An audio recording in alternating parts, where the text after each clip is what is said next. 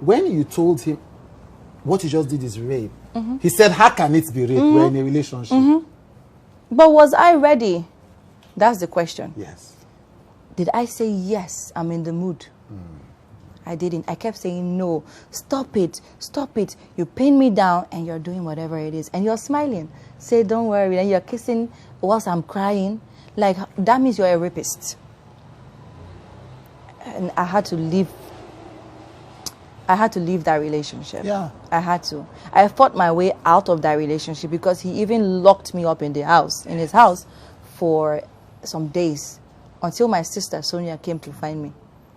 That must have been fear. He must have been afraid of what you were. And then you must have been in panic for your life. Panic. I was scared. Like, what do I do? Because this guy is huge. He's taller than me.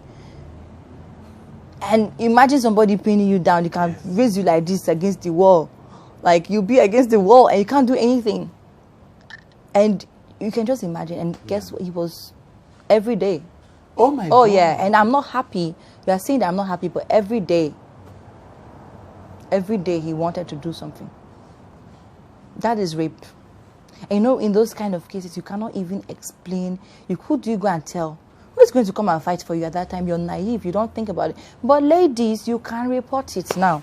There are people that go and report. Yes. If your husband is forcing you to do when you're not in the mood, it is rape. Yes. And I tell these men, like, you cannot force a woman.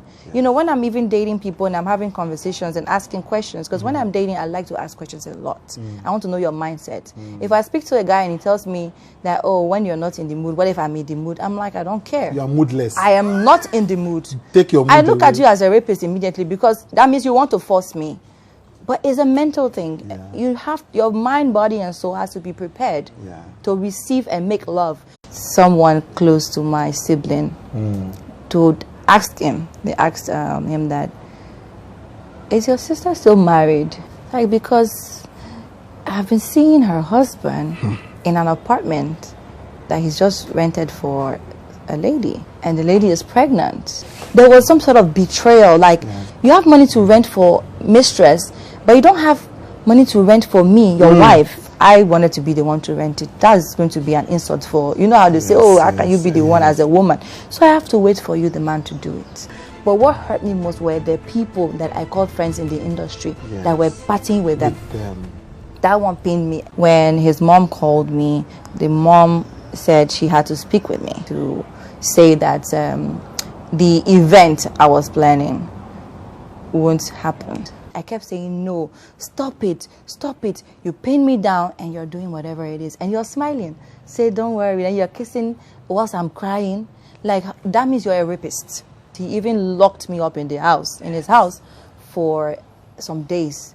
I experienced 2 civil wars in Liberia. Everybody look at you like, oh, you guys are made. And then you have to leave with only backpacks in the middle of the night. Escaping. The men were the ones like swimming and paddling along, you know, swimming in the river. And a cousin of mine drowned. So, you know, at a very, very young age, I experienced 2 civil wars in Liberia. You know, it was horrible. Because you went and came back. And then went again because of the second war. So it was horrible. Like, you know, where you have everything. Your dad has this huge supermarket, like upstairs, downstairs kind of thing. Everybody look at you like, oh, you guys are made.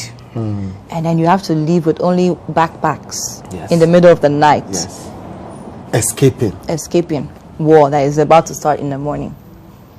You know, and the only reason why we found out was because my dad was very nice. My mom and dad were very nice to people. So somebody tipped them off in the middle of the night that this is about to happen. There's a border with Liberia and Ivory Coast. We got there, we can see across the river. This is Ivory Coast. We're trying to go towards the canoe, and then these rebels come out.